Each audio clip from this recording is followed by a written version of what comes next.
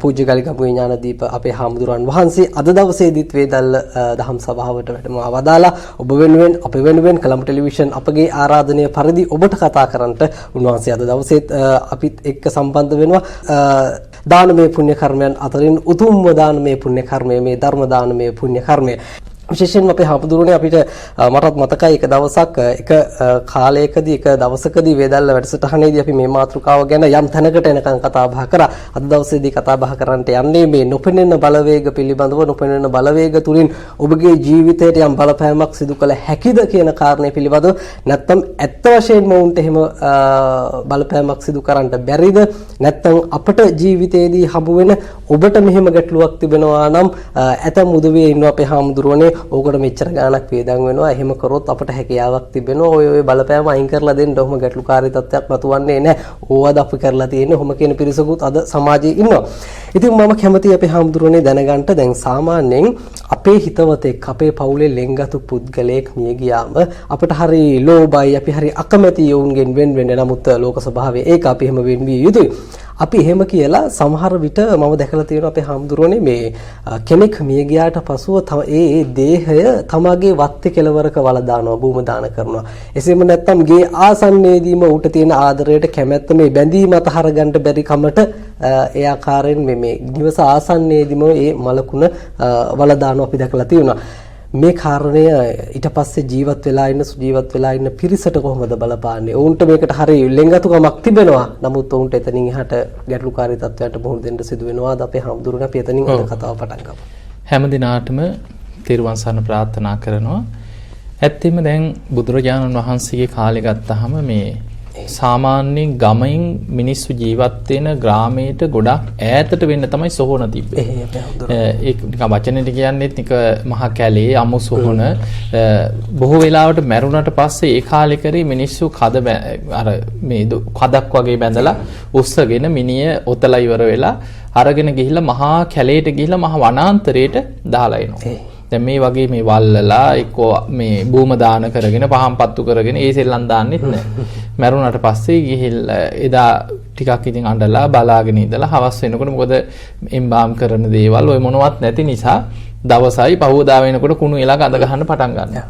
එතකොට කරන්නේ රෙදි කඩකින් ඔතලා ඒක තමයි ඉස්සර ඔය පාංශු කුල සිවුරු කිව්වේ. ඉස්සර රෙදි හිඟ නිසා සමහර භික්ෂුන් වහන්සේලා මේ අමු සොහොනට මහ වනාන්තරයට මිනී ගිහින් දාන පැතිවලට ගිහිල්ලා අර මලමිනිය ඔතලා තියෙන සුදු රෙදි අරගෙන ඇවිල්ලා හොදලා පණුව ටික ඉවත් කරලා ඉවරලා පඳු ගහලා ඒවා සිවුරකට සකස් කරගත්ත ස්වභාවයක් තිබුණා. ඒවා තමයි ඔය පාංශු කුල චීවර කියලා හඳුන්වන්නේ. එතකොට මේ මිනිය ඔතලා රෙදි කඩකින් සම්පූර්ණයෙන්ම ඔතලා මේක මැස්සක වගේ මේ බැඳගෙන ඉතින් මහ කැලේට ගිහිල්ලා ඒ මහ කැලේට යන්නේ කෑග් ගහ යන්නේ මොකද යනකොට සත්තු වෙනවා. අර මලමිනී වලට එන නරී මේ මලකුණු ගඳට ඇදිලා එන සත්තු තමයි මේක කාලා යන්නේ. ඒ නිසා ගිහිල්ලා මහ කැලේට ගිහිල්ලා පිරිසක් එක්ක ගිහිල්ලා මහ කැලේ ඈතකට ගිහිල්ලා විසි කරලා දාලා එනවා. එතකොට එහෙම වෙනකොට මේ මලමිනියත් කාලයක් යනකොට සත්තු කාලා එක්ක ඉතුරු ටික දිරලා පොළොවට පස් වෙලා යනවා මිසක් මේකේ දුර්ගන්ධයක් ගමකට එන්නෙත් නෑ. මහ කැලේ ඈතකට ගිහිල්ලා දාලා එනවා. හැබැයි අද වෙනකොට දැන් අපේ උනත් ගත්තාම ඉතිහාසෙ මීට අවුරුදු සාමාන්‍ය 30-40කට එහා ගත්තාම මේ නගර බද වලට වඩා ග්‍රාමීය ගත්තාම අදටත් ගමක සොහොනක් තියෙනවා. සොහොන තියෙන්නේ ගමේ ටවුමේ නෙමෙයි තියෙන්නේ. සොහොන තියෙන්නේ ගමේ කොහේ හරි ටිකක් ඈතකට වෙන්න ටිකක් ගමේ මිනිස්සු ජීවත් වෙන ගෙවල් දොරවල් මේ ග්‍රාමීය ප්‍රදේශයෙන් ටිකක් ඈතට වෙන්න තමයි ගමේ සොහොන තියෙන්නේ. එතකොට මේ සොහොනට තමයි ගිහිල්ලා ඈත මලමිනිය වල දාලා ඉන්න මරුණාට පස්සේ සමහරලාට කිලෝමීටරයක් දෙකක් මේ මිනිය කර තියාගෙන මිනිස්සු ගිහිල්ලා සොහොනේ තමයි වල දාලා ඉන්නේ. එතකොට මේ සොහොනේ මලමිනිය වලට අධිග්‍රහිත අමනුෂ්‍යෝ ඊළඟට මේවා ආහාර කරගන්න අය දැන් අපි දැක්කට අනේ අපේ අම්මා අපේ තාත්තා මේ අපේ සීයා අපේ ආච්චි අම්මා කියලා අපි හිතුවට මරුණාට පස්සේ ඒ පුද්ගලයා එතන නැහැ. ඔහු මරණ මොහොතේම චුත වෙනකොටම ඔහු කොහේ හරි ප්‍රතිසන්දිය ලැබලා ඉවරයි. ඊට පස්සේ එතන තියෙන්නේ මේ සතර මහා ධාතුගෙන් හටගත්ත කුණු වෙලා පණුව ගහලා පස් වෙලා යන මෘත ශරීරයක් තියෙනවා. හැබැයි මේ මල කුණ කියන එක අපිට සමහරවිට ඉතින් අඬලා දුක හිතුණා. හැබැයි ගිහිල්ලා අපි අතහැරලා දාලා අපි කොච්චර මේ අම්මා තාත්තා වුණත් කොච්චර ඇඬුවත් ගෙනියන්න එපා කිව්වත් ඔක කුණු වෙලා ගෙදර තියාගන්නේ නැහැ නේ. එතකොට අපිට පේනවා මේක ගිහිල්ලා දාලා එනවා. ගිහිල්ලා විසි කරලා දාලා එක්ක වල්ලලා දාලා ආදාහනය කරලා දාලා එනවා. එතකොට මේකේ ස්වභාවය තමයි අපිට මේක දුගඳ හමනකොට අප්පිරියයි පිළිකුල් සහගත ක්‍රමේ සමහර නහය වහගෙන ගිහිල්ලා මිනිහ බලන්නේ. හැබැයි මේක ආහාර කරගන්න අමනුෂ්‍යයෝ ඉන්නවා.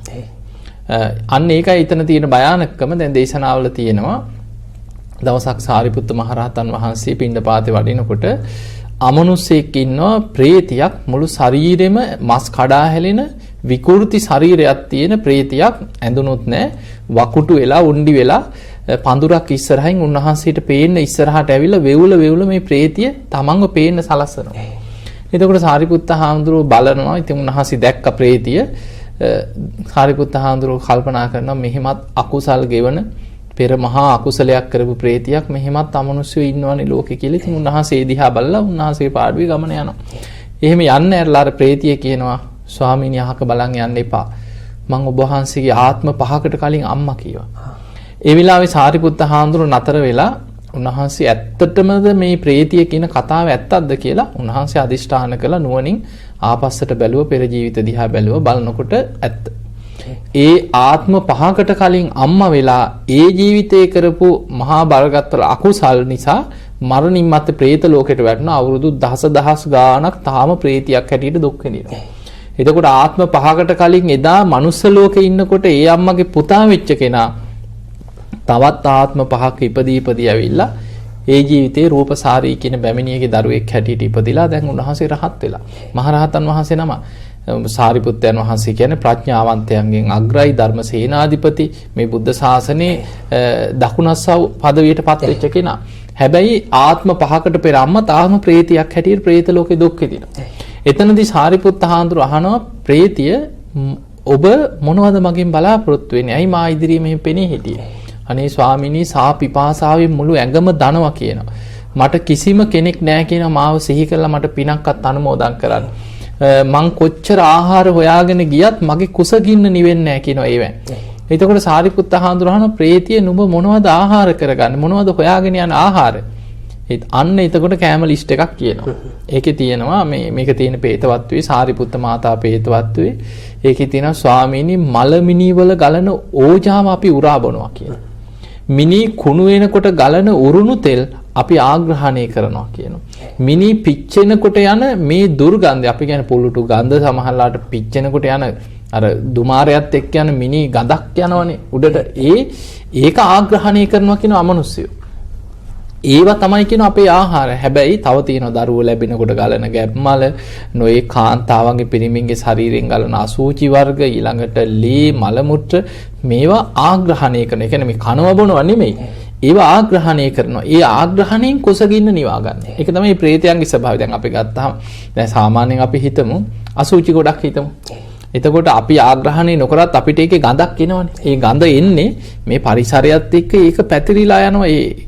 ඒකේ තියෙන දුර්ගන්ධය කියන එක මේ පරිසරයත් එක්ක පැතිරිලා යනවා. ඒක දැන් කාලයක් ගියාම කවුරුත් මොකුත් නොකරත් ඒක පැතිරිලාම ටික එහෙම නැති වෙලා යනවා. එතකොට මෙන්න මේ පැතිරෙන ඒ දුර්ගන්ධය ආග්‍රහණය කරනවා කියනවා. ඒ තුලින් කුසකින්න නිවා ගන්නවා. එතකොට සාරිපුත්ත හාමුදුරන්ට කියන අනේ ස්වාමීනි කොච්චර මලමිනි හොයාගෙන අපි ගියත් මල කුණු ආග්‍රහණය කරත් කුසගින්න නිවෙන්නේ නැහැ කියන. එතකොට සාරිපුත්ත හාමුදුරෝ එදා පිණ්ඩපාතේ වැඩම කරලා තමන් වහන්සේට එදා දවසේ පිණ්ඩපාතේ ලැබිච්ච දානි ටික උන්වහන්සේ වැළඳුවේ නැතුව කෙලින්ම යනවා ආරාමෙට. ගිහිලා කියනවා ආශ්මතුන් පාත්‍ර අරගෙන දානශාලාවට වඩින්න. අද මම මගේ අතින් ඔබ වහන්සේලාට දානයක් පූජා කරනවා කියලා තමන් පිණ්ඩපාතේ කරගත දානෙ ටික අනෙක් ස්වාමීන් වහන්සේලාට බෙදලා දෙනවා. බෙදලා දීලා ඒ පින් අනුමෝදන් කරනවා. මීට ආත්ම 5කට පෙර මගේ අම්මා වෙලා අද പ്രേත ලෝකෙ මෙහිම දුක් විඳින යම් ප්‍රේතියක් ඇද්ද මේ ප්‍රේතිය මේ පින් අරගෙන සුවපත් වේවා සැපවත් වේවා සාපිපාසා සංසිදේවා කියලා සාරිපුත්ත හාමුදුරුවෝ පින් දෙනවා.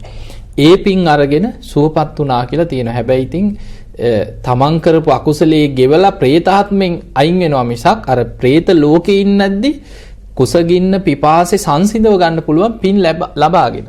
අපිට පුළුවන් പ്രേත ලෝකේ ඉන්න කෙනෙකුට පින් දීලා පිපාසෙන් ඉන්නවනම් පිපාසෙ සංසිඳිලා ඒ අයට පැම්පකුණු පහළ වෙනවා.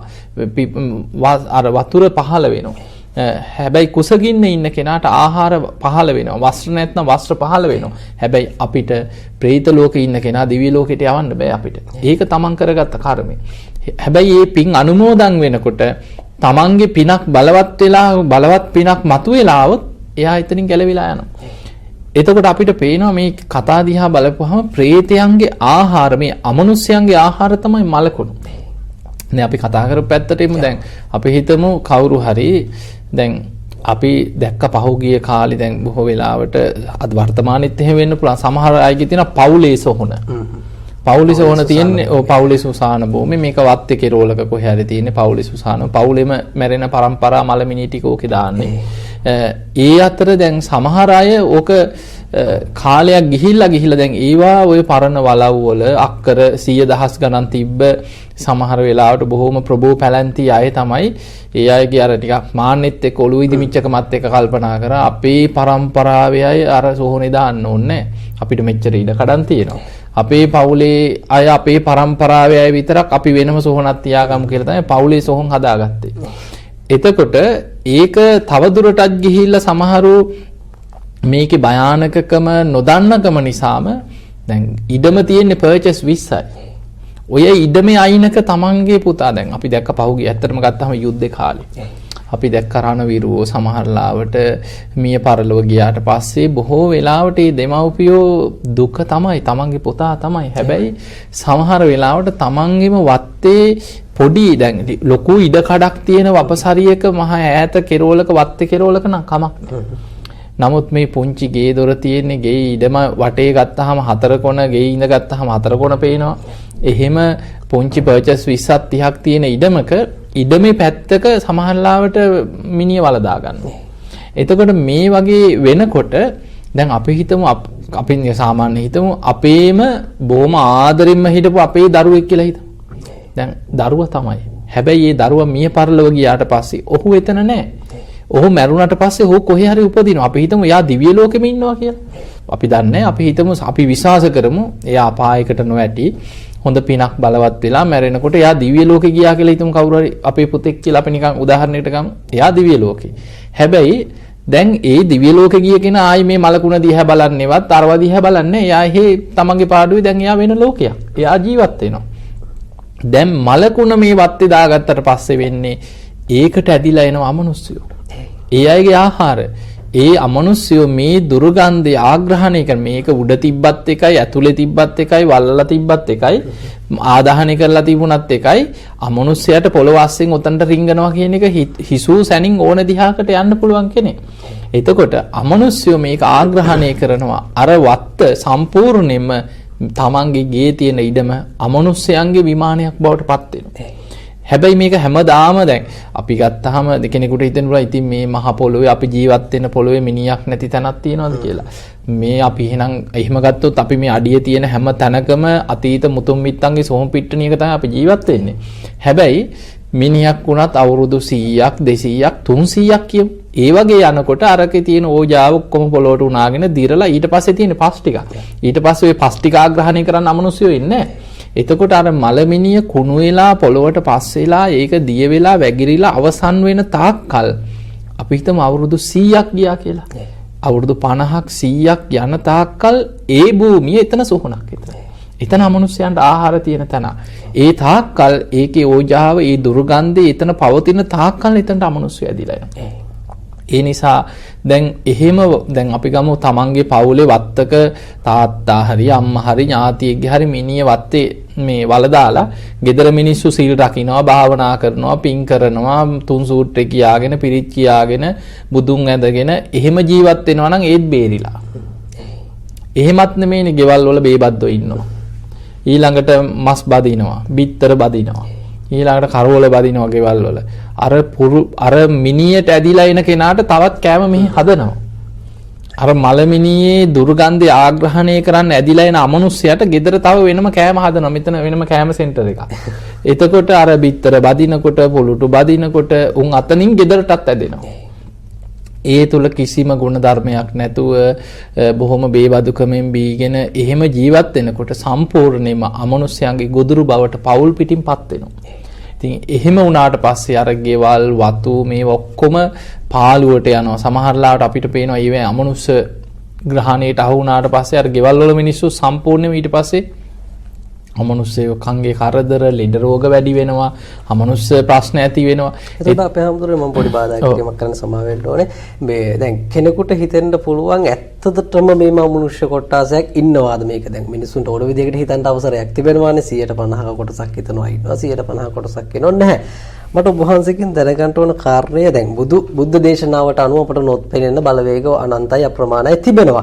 මට ඔබ වහන්සේකින් දැනගන්න ඕනේ දැන් අනිවාර්යෙන්ම මේ අමනුෂ්‍ය කෙනෙකුට හැකියාවක් තිබෙනවද මිනිස්සෙකුට මේ යම් කරදරයක් මේ ඔහුට සාමාන්‍යයෙන් අමනුෂ්‍යයට මිනිස්සෙකුට අපක් තියන්න අවකාශ තියෙනවද කියන කාරණය ගැන පොඩ්ඩක් අපි පැහැදිලි කරමු. ඔව් ඇත්තටම අමනුෂ්‍යයෝ දැන් කෙනෙක් කියන බලා අපි පිළිගන්නේ නැහැ. ඉතින් කමන්නේ නැහැ. මේමයි ධර්මයේ පිළිගන්න කෙනා පිළිගන්නවා. ධර්මයේ පිළිගන්න බුදුහාමුදුරන්ගේ දේශනා උන්වහන්සේගේ අවබෝධයෙන් දේශනා කරපු දේශනා අතර දැන් පේතවත්ව ගත්තාම දේශන 100 ගාණක් තියෙනවා. ඊර්දි බල සම්පන්න මහරහතන් වහන්සේලා ප්‍රේතයෝ දැකපු සිදුවීම් ඒ අයගේ කතා දේශනා බුදුහාමුදුරන්ට මුණ ගැහිච්ච අය මුළු ත්‍රිපිටකයේ කියවගෙන යනකොට දැන් අපි සතර අපායක් ගැන කතා කරනකොට නිරය තිරිසන් ලෝකේ ප්‍රේත ලෝකේ අසුර අපාය එතන අපායක් වෙනවා. එතකොට ඒ අමනුෂ්‍යයෝ ගැන ප්‍රේතයෝ ගැන යක්ෂයෝ ගැන දේශන 100,000 ගණන් තියෙනවා. එතකොට කෙනෙක් ඒක පිළිගන්නේ නැහැ කියන්නේ යා බුදුහාමුදුරුවෝ පිළිගන්නේ නැහැ. බුදුරජාණන් වහන්සේගේ ධර්මයේ පිළිගන්නේ නැහැ. ධර්මයේ තියෙන දේ විශ්වාස කරන්නේ. ඉතින් එහෙම කෙනාට අපිට අමුතුවෙන් තෙරුවන් සරණ යවන්න බෑ. පව්කාරයා කියන කෙනා කොහොමත් පිළිගන්නේ නැහැමයි. එතකොට ඉතින් පිළිගන්නේ නැත්නම් ඉතින් අපිට මොකද? දැන් සමහරු ඉන්නවා අපි ඔය වගේ සමහර අය අපි ධර්ම දේශනාවලට ගියාම සමහර ලාවට එක දවසක් එක උපාසක මහත්මයෙක් නැගිටලා කිව්වා මම ওই නිරේ ගැන දේශනාවක් කරාට පස්සේ ඉතින් නැගිටලා කිව්වා හාමුදුරනේ මම නම් ඔය අපාය පිළිගන්නේ නැහැ මං කිව්වා මට මොකද ඔයා යන අපායට යන්න කිව්වා. ඉතින් අපිට බලෙන් අනේ මහත්ය නෑ ඔයා පිළිගන්න අනේ ඔයා කොහොම හරි පිළිගන්න එහෙනම් බලෙන් මොකටදනේ පැහැදිලි. ඉතින් ඒ නිසා ඒක තමන්ට පින තියෙන්න ඕනේ. තමන් ඒ පින තියෙන කෙනා ධර්මයේ පිළිගන්නවා බුදුහාමුදුරු පිළිගන්නවා බුදුහාමුදුරන්ගේ දේශනාව පිළිගන්නවා. ඒක තමන්ගේ පිනත් එක්ක ඉතින් අර පිළිගන්නේ නැති කෙනා කරන්න දෙයක් නැහැ. හැබැයි අර දැන් ඔය අහපු ප්‍රශ්නෙට ගත්තාම අමනුෂ්‍යයෙකුට කෙනෙකුට කරදරයක් කරන්න පුළුවන්ද කියලා ගත්තාම මුළු ආටානාටිය කියලා සූත්‍රයක්ම තියෙනවානේ. ඒ දේශනාවෙම බුදුහාමුදුරු පෙන්නන්නේ අමනුෂ්‍යව ඇවිල්ලා බුදුරජාණන් වහන්සේගේ ශ්‍රාවකෙ මේ සාමාන්‍ය දුස්සීලායට අමනුෂ්‍ය කරදර කරනවා කියන එක ඒක සාමාන්‍ය හැම වෙලාවෙම ඕන වෙලාවක වෙන්න පුළුවන් එකක්. හැබැයි බණ භාවනා කරන්න ගියත් ධර්මයේ දියුණු කරන්න ගියත් සමහර දරුණු අමනුෂ්‍යයෝ ඉන්නවා කියනවා. ඒ අයටත් කරදර කරන්නේ. මොකද මේ අමනුෂ්‍යයෝ කියන්නේ ධර්මයකට ගුණයකට දැන් ජීවත් වෙලා ඉන්නකම් පව්කම් අකුසල් කර කර හිටිය පව්කාරයෝ සමහර ලාවට අපාය වැටුණත් ආයි අර චරිතෙම තමයි. දැන් අපි ගමු සාමාන්‍ය මනුස්ස ලෝකේ වුණත් ඉන්නවා ධර්මයක් නැති ගුණ ධර්මයක් නැති පාතාලි කියලා අපි නිකන් ගමු. ඒ වගේ කෙනෙකුට ආයි මෙයා හොඳද නරකද මෙයා සිල්වත්ද ගුණවත්ද නෙමෙයි ගහන්න හිතුනොත් ගැහුවා. එතකොට ඒ වගේ තමයි සිල්වතාටත් ගහනවා දුස්සීලයටත් ගහනවා. හැබැයි සිල්වත් කෙනාට රැකෙන්න දෙවියන්ගේ රැකවරණේ හැදෙනවා. එයා ධර්මයෙන් රැකෙනවා. එයාට ආරක්ෂාවෙන් ක්‍රමයක් තියෙනවා. ඒක තමයි ආටානාටිය සූත්‍රෙ පෙන්නන්නේ. ඒ දේශනාවේ පෙන්නනවා යක්කෝ ඇවිල්ලා කරදර කරනකොට වෛශ්‍රවණ දෙවියන්ට කියන්නේ කියන ක්‍රම ටිකෙත් තියෙනවා. අයන් යක්කෝ ගන්නහති මේ යක්ෂයෙක් මට කරදර කරනවා. අයන් යක්කෝ ආවිසති මේ යකෙක් මට ආවේශ වෙනවා ඇඟට. අයන් යක්කෝ හේතේති මේ යකෙක් මගේ ඇඟට පීඩා කරනවා. විහෙතේති බලවත්ව මේ යක්ෂයෙක් මට පීඩා කරනවා. අයන් යක්කෝ හිංසති මේ යකා මට හිංසා කරනවා. අයන් යක්කෝ විහිංසති බලවත්ව හිංසා කරනවා. අයන් යක්කෝ නමුච්චති මේ යකා මාව අතහැරලා යන්න නැතුව මට වද දෙනවා කියලා. එහෙම කියලා වෛශ්‍රවණ දෙවියන්ට කියන්න කියන මොකද යක්කෝ පාලනය කරන්නේ වෛශ්‍රවණ දෙවියන් තමයි යක්ෂයන්ගේ අධිපති දේවතාව හැටියට යක්කුන්ව පාලනය කරන පාලක දේවතාව. එතකොට මේ දෙවියන් හරහා මේ ආටානාටි මම හිතන අපි වෙනම කතා කරලා ඉතින් අපි කලින් කතා කරලා තියෙනවා. එතකොට මේ වගේ බොහෝ කරුණු තියෙනවා. දැන් අපි ගත්තාම සාරිපුත්ත හාමුදුරන්ගේ ඔළුවට ගහගෙන ගිය යකෙක් ගැන තියෙනවා. හැබැයි ඒ යකාගේ ගහනවත් එක්කම යක්ෂාත්මෙන් චුත වෙලා අපායට වැටෙනවා.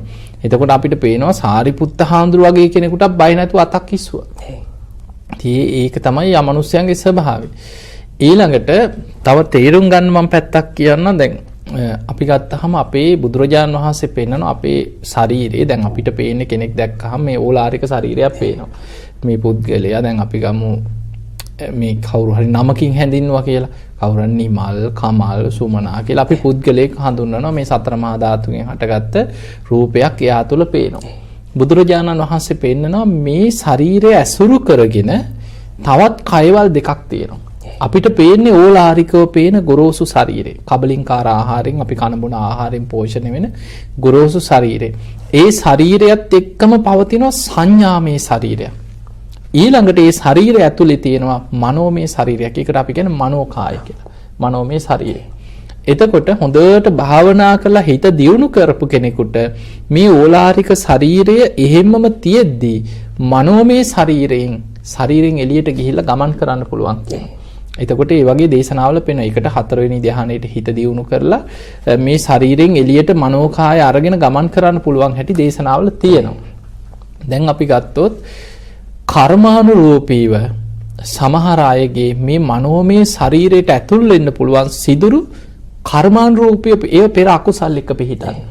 එතකොට ඒ හරහා සමහර අමනුෂ්‍යය මොකද කරන්නේ මේ පුද්ගලයාගේ මනෝමය ශරීරයට ඇතුල් වෙලා මනස ආක්‍රමණය කරනවා.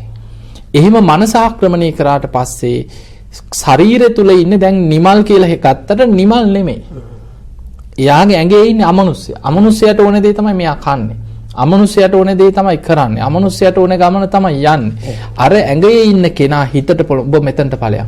ඔබ මේ කරපන්. ඔබ මේක කරපන් කියලා අරයා වාහනයක් කරගන්නවා. වාහකයක් කරගන්නවා.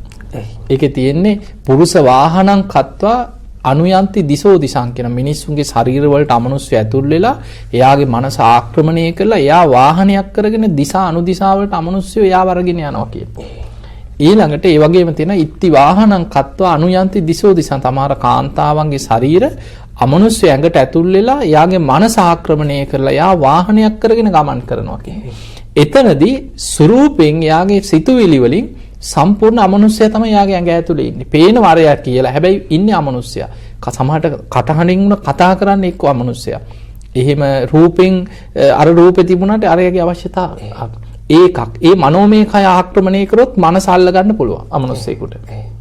ඊළඟට සමහර අමනුෂ්‍යයන්ට මනසට රිංගන්න බෑ. එයාගේ මනෝමය ශරීරය ආක්‍රමණය කරන්න බෑ. හැබැයි මේ ඕලාරික කයට රිංගන්න පුළුවන්. ඒ ඕලාරික ශරීරයට රිංගුවට පස්සේ එයාට සිහිය තියෙන හොඳට එයාට හොඳට තේරෙනවා. හැබැයි අමනුෂ්‍ය සමහරයත් මේ බඩ ඇතුලෙන් යනවා එහාට මෙහාට. එයාට තේරෙනවා බඩේ නිකන් ගෙඩියක් එහාට මෙහාට යනවා වගේ ඇඟ ඇතුලේ යනවා තේරෙනවා. බඩ රිදෙනවා. සමහරලාවට බඩ අල්ලගෙන බීම පෙරලෙනවා වෙන්න පුළුවන්. එයාගේ අතපය තුල තේරෙනවා ඇඟ ඇතුලේ කවුරු හරි යාව තද කරලා හිර කරනවා වගේ ඇඟ ඇතුලේ. ඒ වගේ එයාට මේ වේදනාවල් දැනෙනවා ඒ ඔක්කොම තේරෙනවා. එතකොට මේ අමනුෂ්‍යයා මෙයාගේ කය තුල ගමන් කරාට ඒක කායික මිසක් මනසට බලපෑමක් කරලා නැහැ. එයාට හොඳට සිහිය තියෙනවා. එයා හොඳට කතා කරන්නේ අමනුෂ්‍යයා නෙමෙයි එයා කතා කරන්නේ. හැබැයි යාට තේරෙනවා තමන්ගේ ශරීරය තුළ තමන්ට පාලනය කරගන්න බැරි විදිහට තමන්ගේ ශරීරය ඇතුලේ කවුරු හරි ජීවත් වෙනවා කියන එක යාට තේරෙනවා. ඉතින් අපේ හැමදෙරුවනේ මේ මම මෙහෙම කාරණයක් ඔබ වහන්සේගෙන් අහනවා. දැන් කෙනෙකුට ගැටලුවක් නැගෙන්න පුළුවන්. ඇයි අමනුෂ්‍යයෙක් මිය ගියාට පස්සේ තමන් කරපු පෙර අකුසල් මේ ජීවිතේ කරපු පෙර අකුසල් නිසා ඔහුට ලැබෙන්න ඕන තැනට යනවා. ඒ කියන්නේ ඔහු ඔය කියන ආකාරයේ අමනුෂ්‍ය ආත්මයක් ලැබලා ජීවත් වෙනවා. ඔහුගේ තිබෙනා වූ ඒ අකුසල් ගෙවෙනකන් ඔහු එහෙම ජීවත් වෙනවා විනා ඇයි මේ ජීවත් වෙලා ඉන්න සාමාන්‍ය ජීවිතයක් ගත කරන කෙනෙකුගේ ඔය කියනා වූ සූක්ෂම ශරීරය ඇතුළට සාමාන්‍ය ශරීරය ඇතුළට ඇතුල් වෙලා මෙහෙම කරදර කරන්නේ. ඇයි කරන්න වෙන දෙයක් නැද්ද? සාමාන්‍යයෙන් වෙන ජීවත් වෙන ඒ අදාළ පුද්ගලයාගේ කර්මයක්ද ඔහු විසින් ගෙවන්නේ කියන කාරණය පිළිබඳව යම් කෙනෙක් ප්‍රශ්නයක්. මෙහෙමයි සමහරු වෙනවා ආහාර හොයාගෙන. ආහාරය අමනුෂ්‍යයන්ගේ ආහාර තමයි අපේ ශරීරයේ තියෙන ලේ ටික, කන බොන ඕජාව, මේ දහඩිය ටික, මල මුත්‍ර ටික. ඒව මුල් කරගෙන ඇවිල්ලා ඇඟ ඇසුරු කරගෙන ශරීරයට රිංගන්න පුළුවන් රිංගගෙන උන් ජීවත් වෙනවා. සමහරු වෛර බැඳගෙන එනවා, පලිගන්න එනවා. ඒ පෙර අකුසල් වලට හරි සංසාරේ වෛර බැඳගෙන මැරිච්ච අය පලිගන්න ඇවිල්ලා ඇඟට රිංගගෙන එන්නේ එක්ක හනතුරක් කරන්න. Tamanට අවස්ථාව ලැබෙනකම් එක්කෝ ශරීරය ඇතුළට ඇවිල්ලා ලෙඩ කරනවා, එක්ක බඩ හිර කරනවා, පපුව හිර කරනවා, වද දෙනවා. ඒ වද දිදී පලිගන්න උපක්‍රම හොයනවා. දැන් සමහර අමනුෂ්‍යයන්ට දැන් අර මං අර කිව්වේ සමහරු ඇඟ ඇතුළට රිංගලා මනස ආක්‍රමණය කරනවා, සමහරු කය ආක්‍රමණය කරනවා. තවත් අය ඉන්නවා එයාගේ තියෙන පුණ්‍ය ශක්තිය නිසා අමනුස්සයෙකුට යාට ඇඟට රින්ගන්න බෑ. ඕලාරික කයට රින්ගන්නත් බෑ, මනෝමය කයට රින්ගන්නත් බෑ. හැබැයි අමනුස්සයා පිටින් ඉඳන් අනතුරු කරනවා. එහෙම අවස්ථා තියෙනවා. පහුගිය දවසකට මට එක මහත්තයෙක් හම්බුණා. ඒ මනුස්සයා කියනවා හාමුදුරනේ දවසක් පාරේ යනකොට පිටිපස්සෙන් අත් දෙක තියලා හොඳට තේරුණාලු තල්ලු කරාලු වාහනයකට. වාහනට හැප්පිලා. ඒ වගේ 3 පාරක් එයාව තල්ලු කරලා තිනවා කියලා වාහනවලට. දවසක් ගෙයි නිදාගෙන ඉන්නකොට උළු කැටේ කඩාගෙන කෙලින්ම මූණට කියව වැටුනේ. එතකොට මේ මූණේ මැහුම් දාලා ඒ කරලා ඒ කියන්නේ නිදාගෙන ඉන්න කිසිම හේතුවක් නැතුව උළු කැටයක් කඩාගෙන මූණට වැටෙන හරියටම. ඉතින් ඒ වගේ ඊට පස්සේ පොල් ගෙඩියක් වැටලා ඔළුවට යන්තම් මේ බෙල්ල පැත්තට වැටලා බේරලා තියෙන්නේ. ඉතින් ඒ වගේ එළියේ ඉඳන් අනතුරු කරනවා. සමහරලාට ගහක් ළඟට ගියාම ගහක් අත්තක් කඩාගෙන වැටෙනවා ඇඟට, එක්කෝ පොල් ගෙඩියක් වැටෙනවා, උළු කැටයක් වැටෙනවා. ඒ වගේ පිට ඉඳන් එක්ක වාහන වලට තල්ලු කරනවා, එළියේ ඉඳන් අනතුරු කරන්න බලන.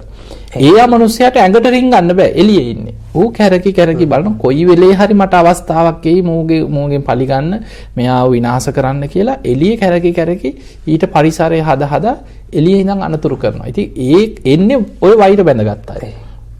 ඊළඟට ඉතින් අර සාමාන්‍ය ආහාර හොයාගෙන ඉන්න අමනුෂ්‍යෝ ගැන අර වාකියේ දැන් ඇයි ඉතින් අමනුෂ්‍යෝ මොකටද මේ මිනිස්සුන්ට කරදර කරන්නේ? දැන් මිනිස්සු ඉන්නේ සත්තුන්ට කරදර කරන්නේ. දැන් අපිට කියන්න පුළුවන් ඇයි මේ මනුස්ස ජීවිතයක් ලැබලා ඇයි මේ සත්තුන්ට කරදර කරන්නේ? කොච්චර ඉන්නවද සත්තු මරාගෙන කන, සත්තුන්ට වද දෙන, සත්තුන්වම ඇති කර මරාගෙන කන කොච්චර ඉන්නවද? ඉතින් සත්තුත් හිතනවා ඇති ඇයි මේ මිනිස්සු මේ මොකටද මේ මනුස්ස ජීවිත ලැබලා මේ අපිට මේ වද දෙන්නේ අපිව කන්නේ කියලා. ඉතින් ඒක තමයි මේ සංසාරේ හැටි. මිනිස්සු සත්තුන්ව කනවා.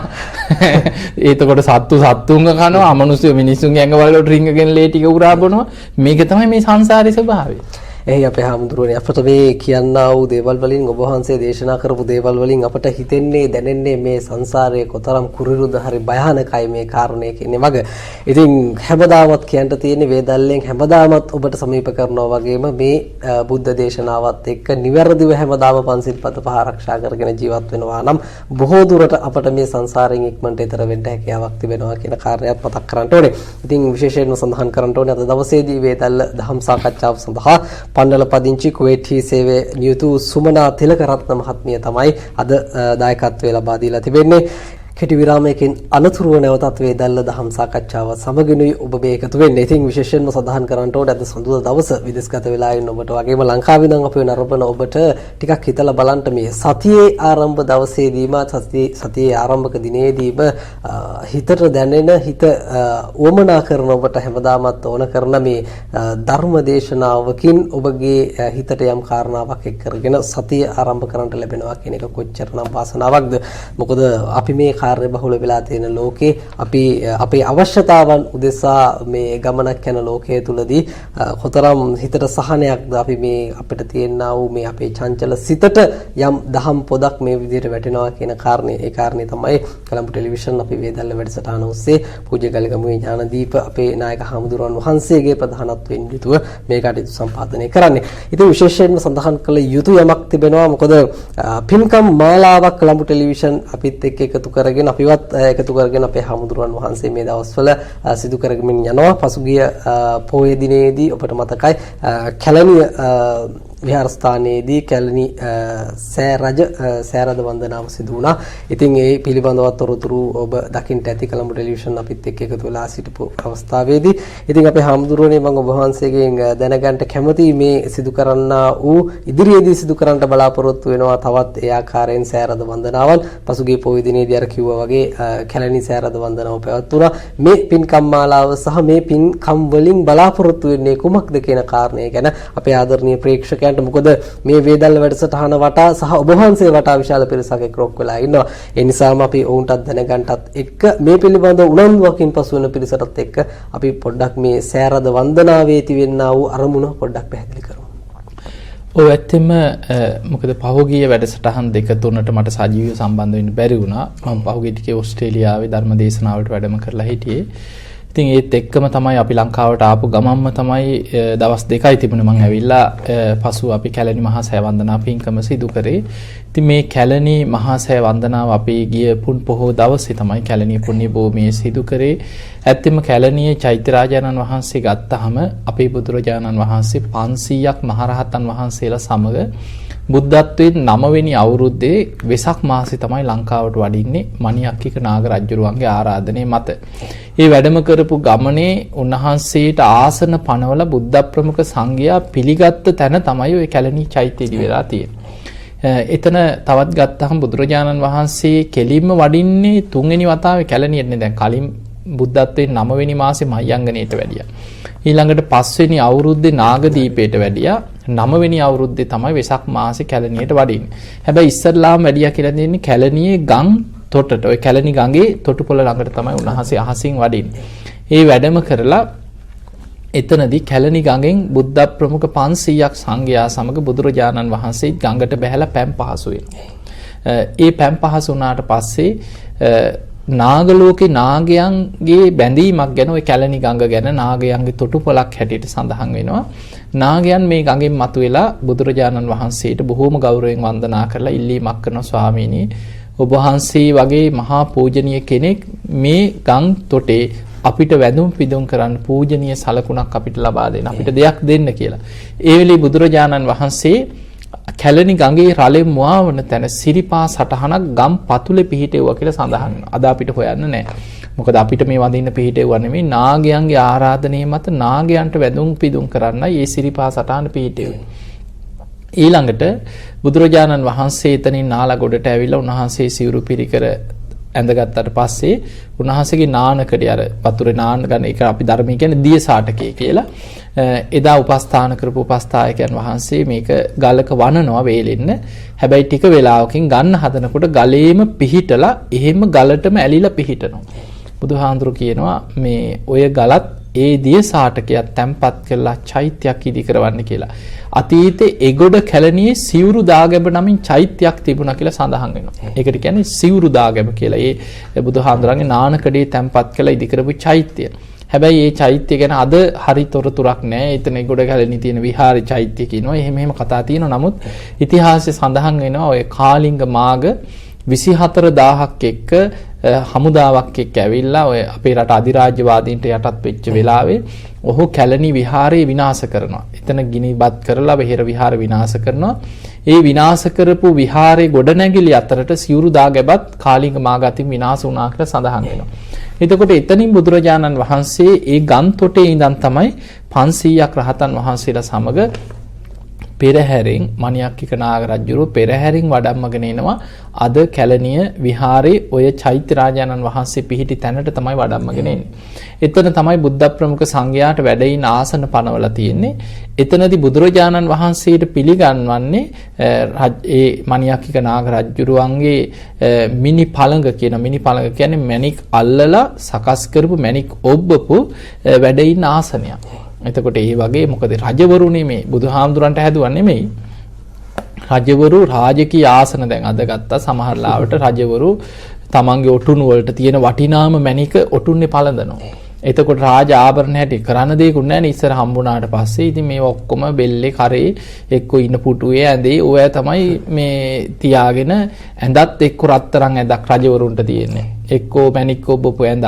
එතකොට ඒ වගේ තමයි සම්පූර්ණයෙන් මේ ලැබෙන දේවල් ඒ විදිහට තමයි ඒ කාලේ රජවරු පරිහරණය කරේ. එතකොට දැන් මම දැක්ක පහුගිය දවස්වල මේ දැන් ඒ ওই රජ කාලේ නිකන් ඒ කාලේ කියලා හිතමුකනේ. වර්තමානයේ මම දැක්ක මේ සෞදි රජ කෙනෙක් තවත් රටකට මේ ඊයේ පෙරේදා මම හිතන්නේ සෞදි රජුරෝ වෙනත් වැඩිපුර රටවල් ගාන වැඩි යන්නේ නැති කෙනෙක් වගේ වෙනත් රටකට ගිය වෙලාවේ ප්ලේන් 3කින්ද 4කින්ද තමන්ගේ බඩු මුට්ටු ටිකත් වෙනම ගෙන්නලා තියෙනවා. ඒ ගෙන්නපු බඩු මුට්ටු ගැන ලිස්ට් එකක් දාලා තිබුණා ඉන්ටර්නෙට් එකේ තිබුණා මේ රත්තරන් මේස රත්තරන් පුටු එතකොට මේ රත්තරන් ටේබල් ඊට පස්සේ කෝප්ප පිඟන් ඒ ඔක්කොම රත්තරන් මැණික් ඔබපු ඒවා. එතකොට දැන් සෞදි රජුරු මොනතරම් මානසික රෝගියෙක්ද කියලා පේනවා. දැන් අපිට පේනවා දැන් මේ රටකට විදේශ සංචාරයකට තව රටකට යනකොට කොහොමත් රජ කෙනෙක් රටේ ජනාධිපති හරි තව රටකට ගියාට පස්සේ රාජතාන්ත්‍රික මට්ටමේ ඒ රටේ ඉහළම සැලකිලි ලැබෙනවනේ. මේ පිඟානේ කෝප්පේ මේසෙ ගෙනියනවා කියන්නේ මොන ඔළුව නරක වෙච්ච චරිතයක්ද ඉතින්නේ. ඉතින් ඒ වගේ තමයි මේ එක එක මානසික මේ දුර්වලතා තියෙන රජවරු ඒ කාලවල හිටියා මේ තමන්ගේ වස්තුවෙන් අර තියෙන සම්පත් වල ඒවට කරන්න දෙයක් නැහැ. මොකද රටේ භූමිපති කියන්නේ මුළු රටේම තියෙන සියලු සම්පත් වල අයිතිය තියෙන රටේ රජුරවන්න. අද වුණත් ඒක තමයි දැන් අපි ගත්තාම අපේ ඉඩමෙන් මණිකක් හම්බුණා කියමු. හැබැයි ඒක අපිට අයිති නෑ. ඒක අයිති රටේ රජුරවන්ට ලංකාවේ වුණත්. ඒක අයිති මණික් හා ස්වර්ණාභරණ අධිකාරියට. එතකොට අපේ ඉඩම අපේ වෙන්න පුළුවන්. එතකොට අපේ ඉඩමෙන් මණිකක් හම්බුනොත් ඒක අයිති මණික් හා ස්වර්ණාභරණ අධිකාරියට. අපි ඔප්පුවක් අරගෙන මේක මගේ ඔප්පුව මේවට අවුරුදු 30ක අපි ඔප්පුව බලලා අපි ඉඩම අරගෙන ගේ හැදුවා කියලා හිතමු. මේක මගේ සින්නක් කරගෙන ඉඩම අරීමේ කියලා. හැබැයි එක රැයෙන් රටේ රජුරවන්ට හරි ජනාධිපතිට හරි භූමිය රාජසන්තක කළ එළියට ඇදලා දාන්න පුළුවන්. එතකොට ඒක තමයි රටේ රජුරවන්ට තමයි සියල්ලේ අයිතිය තියෙන්නේ. ඉතින් ඒ නිසා ඉදා පොළොවෙන් යම් වටිනා දෙයක් කොහේ හරි ලැබෙනවා නම් ඒ සියල්ල ලැබුණේ රටේ රජුරවන්ට. රජුරෝ රාන් රෙදි මුතුමැණික් ගබඩා කරගෙන හිටියා.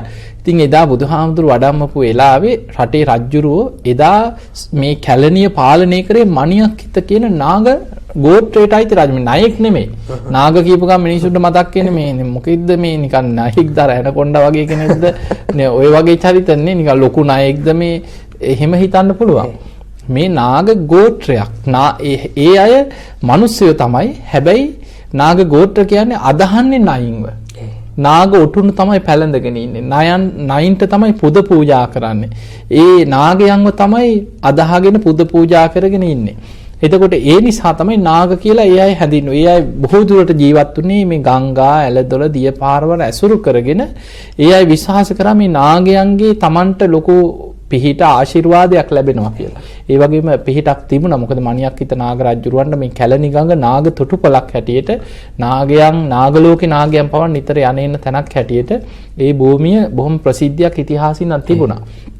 එතකොට බුදුරජාණන් වහන්සේට ආරාධනා කරලා උන්වහන්සේට අර මිනි පළඟක් කියන්නේ මණික් ඔබ්බපු ආසනයක් තමයි වැඩ ඉන්න බුදුරජාණන් වහන්සේට පිළිගන්නන්නේ. මොකද රටේ රජුරෝ බුදු කෙනෙක් වැඩියට පස්සේ මොකද බුදුහාඳුරෝ මේ මණික් වලට ආසයි වාඩි වෙනවා නෙමෙයි. මේක තමයි Tamanට දෙන්න තියෙන උසස්ම දේ තමයි බුදුරජාණන් වහන්සේට පූජා කරන්නේ. උසස්ම ගෞරවය.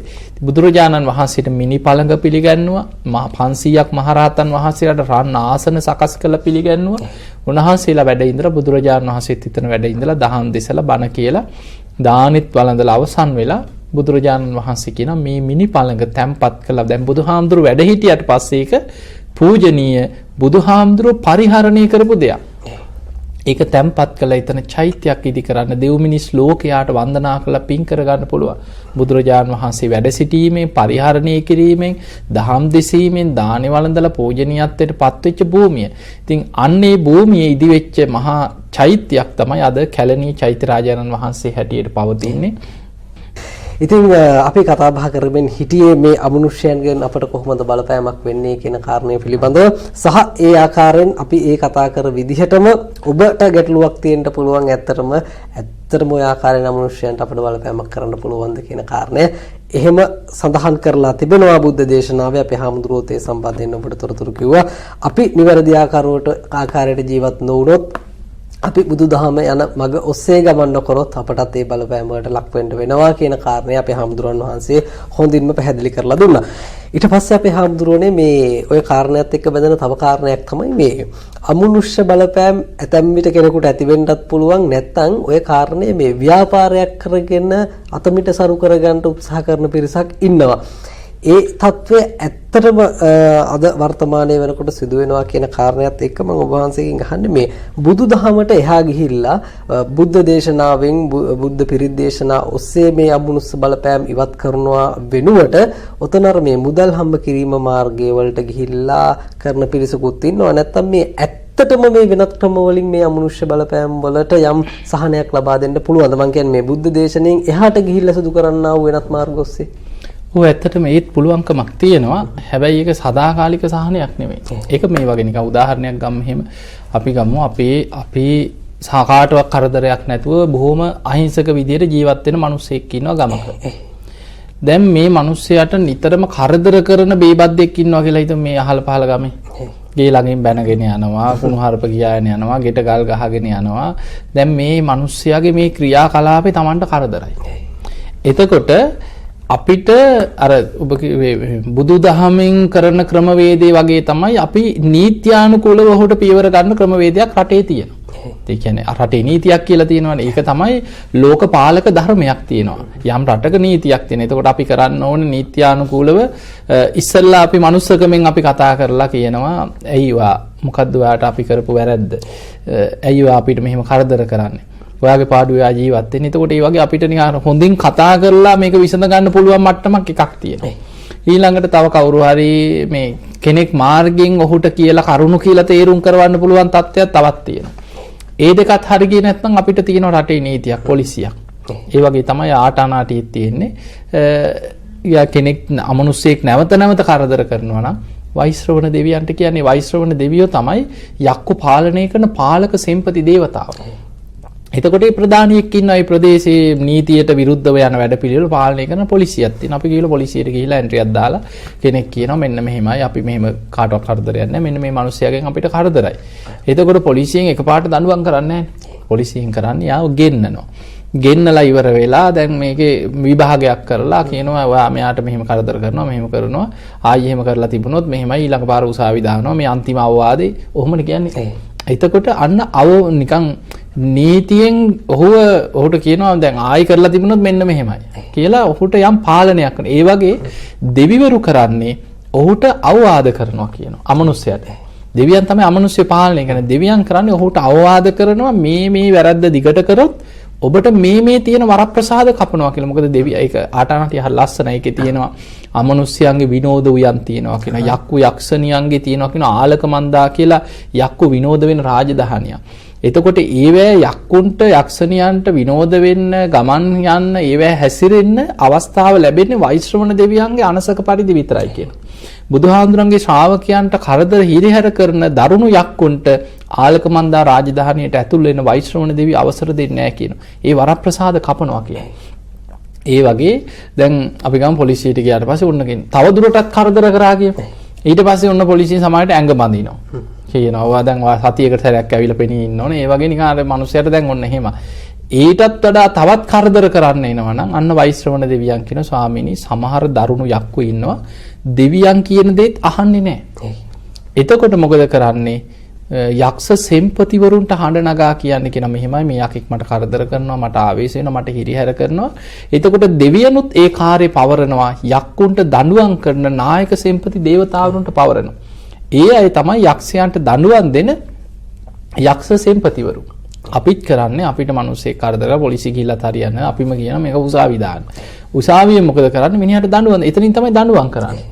මාස 3ක් හිරේ කියයි මාස 6ක් හිරේ දානවා. ඊට පස්සේ මෙහෙම අච්චු කරනවා කියයි ඒ බරපතල වැඩ ඇතුව හිරේ යවනවා කිය අන්න දඬුවම. එතකොට දැන් මේ මනුස්ස ලෝකේ අපි කෙනෙක්ව පාලනය කරන ක්‍රමවේදයක් රටේ ලෝක ධර්මයෙන් තියෙනවද? ඒ වගේම ක්‍රමවේදයක් තමයි අමනුෂ්‍ය පාලනය කරන ධර්මයෙන් උගන්වන්නේ. දැන් ඔය ක්‍රමයට නැතුව අර බේබද්දට අපි දැන් අපිට ගල් ගහගෙන යන බැනගෙන යන හිරිහැර කරන හූ කියාගෙන යන බේබද්දට අපිට පුළුවන් තව ක්‍රමයක්. හරි දෙන්නම් ඔබට වැඩක් කියලා අපි යනවා පාතාලේ නායකයෙක් ළඟට. ගිහිල්ලා ඌට සල්ලි ටිකක් දෙනවා. මෙන්න මෙහෙම මේ ෆොටෝ එක මෙන්න මිනිහව මොකක් හරි මුට කරන්න. එතකොට අපි දැන් ගිහිල්ලා ඒ වගේ තමයි කට්ටඩියෙක් ළඟට ගිහිල්ලා ඒක කට්ටඩියට දෙනවා මෙන්න කියලා. ඉතින් ඌට දොළ පිදේනියක් දීලා හල්ලි ටික දෙනවා. උපය 25000යි 30000යි කට්ටඩිය කියනවා මෙහෙමයි. හරි මම මේක නවත්තලා දෙන්න මම මේක අයින් කරලා දෙන්න 50000ක් ගන්නවා ලක්ෂයක් ගන්නවා මට මේක කපලා දෙන්න පුළුවන් මේක අයින් කරලා දෙන්න පුළුවන් කියලා. ඒ අර පාතාලේ නායකයෙක් ළඟට ගියා වගේ එතනට යනවා. ගියාට පස්සේ එතන ඉන්නේ දරුණු යකෙක් ඉන්නේ එතන. ඔය කට්ටඩි ගුරුකම් කරන බොහෝ දෙනෙක් කරන්නේ දරුණු යක්කු බැඳගෙන උන්ගෙන් තමයි වැඩ ගන්න. එතකොට ඒ වගේ අර මිනිහට ගිහිල්ලා දෙකක් තුනක් ඇනලා ඊට පස්සේ ගහලා සමහර ලාවට අර ප්‍රශ්නේ තාවකාලිකව යටපත් කරගන්න. ඊට පස්සේ අර මිනිහා බයට කරදර කරන්න නැති වෙන්න පුළුවන්. හැබැයි මේ මිනිහා සදාහටම මග අරිනව නෙමෙයි. ඊට පස්සේ යටි ගේම් අදිනවා දෙන්නම් උඹට. උඹ ගිහිල්ලා ලොකු මිනිහෙක් ලව්ව මට ගැස්සෙව්වා නේද? හරි මම උඹලට දෙන්නම්. ඊට පස්සේ එන්නේ වෙන විදිහකට. පලි ගන්න එන්නේ. එතකොට ඔය වගේ ඔය ඊළඟට පාතාලෙට ගිහිල්ලා සල්ලි දීලා ඔය ප්‍රශ්න විසඳ ගන්න ගියාට පස්සේ වෙන්නේ එතනට අහු වුණාම මීට හපන් කබලෙන් ලිපට වැටෙනවා වගේ. ඊට පස්සේ කප්පන් ගෙවන්න වෙනවා. ඊට පස්සේ සැරෙන් සැරේ කියන හරි උඹ වරෙන් ඇවිල්ලා මට මාසිකව සල්ලි දීපන්. මොකද මම නැත්නම් මේවා එලි කරනවා. ඊට පස්සේ අර පාතාලෙට බ්ලැක්මේල් වෙන්න වෙනවා. දෙපැත්තෙම අන්තිමට අර මිනිහගෙනුත් කනවා. පාතාලිනුත් ප්‍රශ්නේ නිින්ද යන්නේ. ඊට පස්සේ කියන ඔබ මට මාසෙකට මෙච්චර ගෙනත් දී. මාස 3න් 3ට එන්න ඕනේ. ඕක තමයි කට්ටනි ළඟට ගියායට වෙන්නේ. මාස 3න් 3ට දේවාලෙට යන්න ඕනේ. ගියේ නැත්නම් කරදර. ඊට පස්සේ ආයි යනවා ගිහිල්ලා ආයි එතන දොළපි දෙනියක් දීලා පූජාවක් තියලා මොනවා හරි වැඩක් කරගෙන එනවා. ඊට පස්සේ ටික දවසක් ආයි යන්තම් සැනසීමේ ඉන්නකොට ආයි කරදර එනවා. ආයි යනවා අර කට්ටනි ළඟට.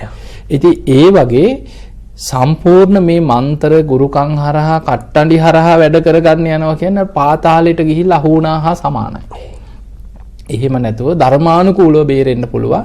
ඉතින් එහෙම ධර්මානුකූලව බේරෙන ක්‍රමේ තමයි ධර්මයේ තියෙන ආටානාටිය සූත්‍රයේ තියෙන. හැබැයි ඉතින් ඒක අර මිනිස්සු යන්නේ මේ ප්‍රතිපක්ති පිළිවෙත් රැකගෙන යන නීත්‍යානුකූල ක්‍රමයට යන්න මිනිස්සු කැමති නැහැ.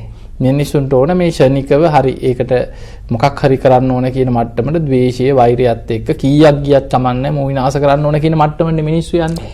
එතකොට එහෙම නැතුව දැන් සීල් රකින්න. ඒක සමහරුන්ට බෑ. පින් කරන්න කීවහම තුන් සූත්‍රය ගෙදර කියන්නේ ඕවා කරන්න බෑ කියනවා. ඒ කට්ටන්ඩියෙකුට කීයක් හරි දීලා මොනවා හරි නිකන් තොইলයක් කරලා ගෙදර මොනවා හරි කැපුමක් කරලා ওই කුඩු ටිකක් කියලා වතුර ටිකක් කියලා ගියාට පස්සේ ඒකට කැමති. හැබැයි ගෙදර පන්සිල් රකින්න බෑ. ගෙදර බුදුන් අඳින්න කියලා ඒව බෑ. තුන් සූත්‍රේ ඕවා කියලා හරියන්නේ නැහැ කියන. ඕවා කියලා බෑ කියන. අර ගත කරන පෞකාර ජීවිතේ වෙනස් කරගන්න කැමති නැහැ සමහරව. ඒ නිසා අර අමනුෂ්‍යයන්ගෙන් කරදර එනකොට ධර්මානුකූලව මිනිස්සුන්ට විසඳුම් වලට යන්න බැරි තමන්ගේ ජීවිතේ ධර්මයට ගන්න බැරි නිසා. ඒ නිසා ධර්මානුකූලව නැති කෙනාට දෙවියන් උදව් කරන්නේත් නැහැ. ඒ කියන්නේ අර යක්කු හරහාම ගිහිල්ලා විනාශ වෙන්න ඉඩ දීලා දෙවියන් අහක බලනවා මිසක් දෙවියන්ගේ උදව් ලැබෙන්නේ ධර්මයේ තුලින් උදව් ගන්න පුළුවන් ධර්මානුකූලව ජීවත් වෙන කෙනාට විතරයි. ඒ අපේ හැමදුරුවනේ දැන් කාල වේලාවත් යම් ආකාරයෙන් ඉක්මවා ගිහිල්ලා තිබෙනවා. අපේ හැමදුරුවනේ මම අවසාන වශයෙන් වහන්සේගෙන් මෙහෙම කාරණයක් අහන්නම්. සාමාන්‍යයෙන් අපි හිතමු කෙනෙක් වයසට ගිහිල්ලා ලෙඩ ඇඳේදී මියයන්ට අවස්ථාව ලැබෙනවා සහ මේ සැතැම් විට මරණ සිදු වෙනවා. මේ පුද්ගලයා දන්නේත් නැහැ ඌට මරණය සිද්ධ වෙලා හිතා ගන්න බැරි අවස්ථාවක මරණය සිද්ධ වෙන්නත් පුළුවන්. මම ඔබ වහන්සේගෙන් අවසාන වශයෙන් දැනගන්න කැමතියි මේ අවසානයේදී පහළ වෙන චුතිසිත කොහොමද මේ ඊළඟ ආත්මය තීරණය කරන්නේ කියන කාරණේ පොඩ්ඩක් කියමු අපි. ඒ කියන්නේ තමාගේ හිතේ ඇතිවෙනා වූ හැඟීමත් එක්ක ඔහු මේ ජීවත් වෙලා ඉන්න වකවානුවේදී කොතෙකුත් පිං පව් කරලා තිබෙන එක කොයි ආකාරයෙන්ද බලපාන්නේ නැත්නම් ඊට එහා ගියපු බලපෑමක් කරන්න පුළුවන් දර මිය යන අවස්ථාවේදී පහළ වෙන හිත. ඔව් මෙහෙම මං හිතන්නේ ওই ප්‍රශ්නේ අපි වෙනම කතා කරලා යුතු දෙයක්. මොකද ඒත් එක්ක ගොඩාක් කතා කරන්න මේ අන්තිම මොහොතේ අපි ওই චුට්ටක් ඕක කතා කරලා වැඩක් නැහැ. ඊට වඩා අපි කතා කරපු මාතෘකාවට අදාළ දෙයක් කියන්න. ඒ තමයි මරණ මංචකේ අමනුෂ්‍යයෙකුට ග්‍රහණය වෙච්ච කෙනෙක් හිටියොත් අමනුෂ්‍යයට පුළුවන් එයාව ඇදලා ගන්න. ඒකයි තියෙන භයානකම. අපි දකිනවා සමහරු මරණාසන්න වෙනකොට කියනවා අන්න අපේ මැරිච්ච තාත්තා පේනවා. මැරිච්ච අම්මා අන්න අතන ඉන්නවා කියන දොර ළඟ ඉන්නවා කියන කකුලෙන් අදිනවා කියන බෙල්ල මිරිකනවා කියන සොහොනට අඬ ගහනවා කියන. එතකොට හැබැයි අනිත් අය දැන් දරුවෝ බලනවා කෝ නෑනේ අපිට පේන්නේ. අහන් අතන දොර ළඟ කියනවා. නෑ. දොර ළඟ මොකුත් නෑනේ කියනවා. එතකොට දරුවන්ට පේන්නේ නැහැ, මිසීලට පේන්නේ නැහැ, වෛද්‍යවරුන්ට පේන්නේ නැහැ. හැබැයි මරණාසන්න කෙනාට පේනවා අමනුෂ්‍යය. ඒ මොකද අර අමනුෂ්‍යයන්ට ග්‍රහණය වෙච්ච කෙනා අමනුෂ්‍යයොත් එක්ක ජීවත් වෙච්ච කෙනාට මරණාසන්න වෙනකොට අමනුෂ්‍ය අතරටම ඇදිලා යන විදිහට එකක් තමන්ගේ හිතත් ඒ විදිහට සකස් වෙනවා. අමනුෂ්‍යයොත් උත්සාහ කරනවා තමන්ගේ ගොඩට ඇදලා ගන්න. තමන් ඉන්න තැන ඥාති ප්‍රේතයෝ අමනුෂ්‍යයන්ගේ උත්සාහය තමයි තමන්ගේ ගොඩට ඇදලා ගන්න. ඉතින් ඒ නිසා අපි මේ කතා කරපු මාතෘකාව ඔස්සේ ගත්තාම එකක් අමනුෂ්‍යයන්ගෙන් මේ වර්තමානයේ අපි ජීවත් වෙන කාලේ බොහොම කෙලෙස් බහුල අකුසල් බලවත් වෙච්ච බුදුහාඳුරු පෙන්නනවා අධර්ම රාගයේ විෂම ලෝභයේ මිත්‍යා ධර්මයේ ලෝකේ බලවත් වෙච්ච කාලයක් මේ. එවැනි කාලෙක අමනුෂ්‍යයන්ගේ උදුරු නිසා මැරෙන ප්‍රමාණය ලෝකේ යුද්ධ වලින් යම් තාක් මිය යනවද? ස්වභාවික විපත් වලින් යම් තාක් මිය යනවාද? ඒ වගේම අමනුෂ්‍ය විපත් වලින් අනාගතේ මිනිස්සු 100,000 ගණන් මැරෙනවා කියන. අපිට හොයන්න බෑ. දැන් අපි හිතමු අමනුෂ්‍යයෙක් කෙනෙක්ව වාහනයක තල්ලු කරලා මේ මැරුණා කියලා හැප්පිලා. හැබැයි මේක යන්නේ කොහොමද? ඇක්සිඩන්ට් එකක්. දැන් අපි ගමු කෙනෙක් අර වගේ මේ උළු කැටයක් මුණට හරි මොකක් හරි එහෙම හේතුවක් මත පොල් ගෙඩියක් ඔලුවට වැටලා මැරෙනවා. හැබැයි මේක අමනුෂ්‍යයෙක් බලපෑමක් මත වෙච්ච දෙයක්. හැබැයි මේක යන්නේ පොල් ගෙඩියක් වැටුණා.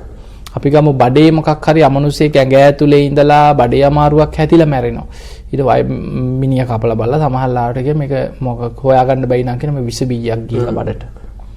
එහෙම එකක් කියන්නේ. එක්කෝ පපුව හිර වෙලා මොකක් හරි අමනුෂ්‍යයෙක්ගේ මොකක් හරි බලපෑමෙන් පපුව හිර වෙලා මැරුණා කියමු. හાર્ට් එකේ මොකක් හරි පපුවේ නහරක් තද වෙලා මැරුණා කියමු. එක්කෝ හાર્ට් අටැක් එකක් කියලා එනවා. සමහර ලාවට අමනුෂ්‍ය බලපෑම් වලින් ඇති වෙන ලේ උරා බොන අමනුෂ්‍යෝ නිසා ලියුකේමියා වගේ රෝග තත්ත්ව වලට ඇති වෙනවා. ඇඟේ ලේ ටික අමනුෂ්‍ය උරා බොනවා. එතකොට ඒක සමහර ලාවට එයාගේ ලේ එක්කෝ මේ ටැල්සීමියා කියලා ලේ වතුර වුණා කියලා එක්කෝ ලේ මේක හිතා ගන්න බෑ එක්කෝ මොකක් හරි අමුතු නමක් කියලා ඉංග්‍රීසි නමක් දාන්න පුළුවන්. එතකොට ඒ වගේ මේ බොහෝ දේවල් පිළිගන්නේ නැති කෙනා මේක අර නමකින් මොකක් හරි දෙයකින් හඳුන්වනවා මිසක් ඇහැට හරියටම හොයාගන්න බැරි ලෙඩ කොච්චර තියෙනවද? ඉතින් ඒ විදිහට තමයි යන්නේ. නමුත් ධර්මයේ තුලින් කෙනෙකුට මේවෙන් බොහෝ දුරට ඇත්තටම මේ කතා කරපු ඔක්කොම බැලුවත් හොඳට සීල රකින්නවා නම් හොඳට ගුණ ධර්ම පුරාගෙන බණ භාවනා කරන පින් කරගෙන ධර්මානුකූලව ජීවත් වෙනවා නම් මේ අමනුෂ්‍ය විපත් වලින් ආරක්ෂා වෙලා බේරිලා Tamanට ජීවත් වෙන්න පුළුවන් මොනතරම් අමනුෂ්‍ය කරදර ආවත්. එහේ අපේ හැමතුරුනේ ඒ කතා කරා ඕ ඒ සියලු කාරණා ඔබේ ජීවිතයට එකතු කරගන්න ඉදිරියේදී ඔබගේ ජීවිතය ගොඩනගාගත යුත්තේ කොහොමද කියන කාරණේ පිළිබඳව ටිකක් හිතන්න. එතකොට හොඳ ආකාරම ඔබටත් කිසි ගැටලුවක් නැතුව හොඳින් සමාජය තුළ ජීවත් වෙන්න හැකියාවක් තිබෙනවා අමනුෂ්‍ය බලපෑමකින් තොරව. අපේ හැමතුරුනේ මම ඔබ වහන්සේට ආරාධනා කරන්න කැමතියි මේ වෙලාවේ අද දවසේදී වේදල්ල වැඩසටහනට දායකත්වය ලබා දීලා තිබෙන ඒ පින්වතුන්ට පින් අනුමෝදන් කරන්න අපේ හැමතුරුනේ. ඔව් ඇත්තෙම අපි බොහෝ පින් අනුමෝදන් කරනවා. මම හිතන්නේ ඔබ ලෝකයේ රටවල් 167ක ඉඳන් කලම්බු ටෙලිවිෂන් නරඹන ඔබ හැම දිනාටමත් ඒ වගේම දැන් ලංකාවෙත් POTV හරහා විශාල පිරිසක් මේ කලම්බු ටෙලිවිෂන් එක්ක සම්බන්ධ වෙන අපිට පේනවා සජීවී වැඩසටහන් යනකොට ඉස්සර ලෝකයේ එක එක රටවල් වලින් තමයි අපිට කෝල් ආවේ. දැන් ලංකාවෙත් නොයෙක් පළාත් වලින් POTV හරහා කලම්බු ටෙලිවිෂන් බලන විශාල පිරිසක් සජීවීව අපිත් එක්ක සම්බන්ධ වෙනවා. ඉතින් ඒ නිසා මේ සියලු දෙනාට ලංකාවේ ඉන්න අයටත් ලෝකේ රටවල් ගණනාවක ඉන්න අයටත් ධර්ම දානයක් හැටියට මේ වැඩසටහනේ දායකත්වයේ බාරගෙන කටයුතු කරපු පන්නල පදිංචි කුවේට් හි සේවය කරන සුමනා තිලකරත්න මහත්මිය එතුමිය දානයන් අතර අග්‍රම දානයක් ධර්ම දානමේ මහා පින්කමක් අද දවස් සිදු කරගත්තා. ඉතින් අපි විශේෂයෙන් එතුමියට පින් අනුමෝදන් කරනවා. කුවේට් හි සේවය කරන සුමනා තිලකරත්න මහත්මිය නිදුක් වේවා නිරෝගී වේවා සුවපත් වේවා ඔබතුමියට නිදුක් නිරෝගී සම්පන්නිය දීර්ඝායු සම්පන්නිය සැලසේවා කියලා අපි ආශිර්වාද කරනවා. ඒ වගේම එතුමියගේ ප්‍රාර්ථනාව තමයි සඳ ලංකාවේ පදිංචි WA බාරොන් J කියන පියාටත් පින් අනුමෝදන් කිරීම තමයි මූලිකම අරමුණ. මිය පරලොව ගියේ පියාණන් මේ පින් අනුමෝදන් වෙලා පරලොව ජීවිත සැපවත් වේවා සුවපත් වේවා වහවහ සසර දුකින් අත මිදේවා කියලා ඒ පියාණන්ට අපි පින් අනුමෝදන් කරනවා. ඒ වගේම එතුමිය වගේම මේ කලම්බු ටෙලිවිෂන් හරහා මේ වැඩසටහන නරඹන ඔබ හැමදෙනා නමින් මිය පරලොව ගිය සියලු සංසාරගත ඥාතීනුත් මේ පින් අනුමෝදන් වෙලා සසර දුකින් අත මිදේවා කියලා අපි ඒ සියලු ඥාතීන්ට පින් අනුමෝදන් කරමු. ඒ වගේම සුමනා තිලකරත්න මහත්මියගේ අරමුණු අතර සඳහන් වෙනවා සුජීවත්ව සිටින සඳ ලංකාවේ පදිංචි සුමනා මහත්මියගේ මෑණියන් වන H වීනා මෑණියන් මම හිතන අවුරුදු 86ක් වන ඒ මෑණියන්ට නිදුක් නිරෝගී සම්පන්නිය දීර්ඝායු සම්පන්නියම ලැබේවා කියලා අපි ආශිර්වාද ප්‍රාර්ථනා කරනවා. ඒ වගේම සුනිල් තිලකරත්න සුමනා තිලකරත්න යන අයටත් දායකත්වයේ සැපයූ කුවේට් වල සිටින සුමනා තිලකරත්න මහත්මියටත් ඒ වගේම කලම්බු ටෙලිවිෂන් හරහා මේ වැඩසටහන් නරඹන ලක්වාසී ලෝවාසී හැම දිනාටමත් කලම්බු ටෙලිවිෂන් ආයතනයේ හැම දිනාමත් ඔබ හැම දිනාමත් නිදුක් වේවා නිරෝගී වේවා සුවපත් වේවා හැම දිනාටම උතුම් ධර්ම අවබෝධයේ නිදුක් නිරෝගී සම්පන්නියම ලැබේවා කියලා අපි ඔබ හැම දිනාටම ආශිර්වාද ප්‍රාර්ථනා කරනවා. අපේ හැමදෙරුවනේ බොහොමත්ම පිං ඔබ වහන්සේට අද දවසේදී අප වෙනුවෙන් ලෝකවාසී අපේ නරඹන ආදරණීය ප්‍රේක්ෂක ඔබ වෙනුවෙන් අප කෙරෙහි අනුකම්පාවෙන් අපේ කලම්බු ටෙලිවිෂන් මැදිරියට පැමිණිලා වේදල්ල සාකච්ඡාවත් එක්ක සම්බන්ධ වෙලා අපට දැනගත යුතුම කාරණා කිහිපයක් සම්බන්ධයෙන් අද දවසේදීත් කතා බහ කරන්නට එකතු වුණාට ඔබ වහන්සේ ලබන සතියේදීත් අපි ආරාධනා කරනවා ඔබ වහන්සේට අනිවාර්යෙන්ම වේදල්ල සජීවී වැඩසටහන සමග මේ විදිහට සම්බන්ධ වෙන්න කියලා. ඉතින් අද දවසේදී අතුරුගිරිය ශ්‍රී සදහම් පදනමේ නිර්මාතෘ හොරණ දික්හෙන්පුර ශීල සුවාරණ ගිලන් භික්ෂු මධ්‍යස්ථානයේ ප්‍රධාන අනුශාසක පූජ්‍යපාද ගලිගමුවේ ඥානදීප අපේ ලොකු හමුදුරන් වහන්සේ තමයි අද දවසේදී වේදල්ල වැඩසටහන සමග සම්බන්ධ වුණේ. ඔබ වහන්සේටත් බොහොම පිං.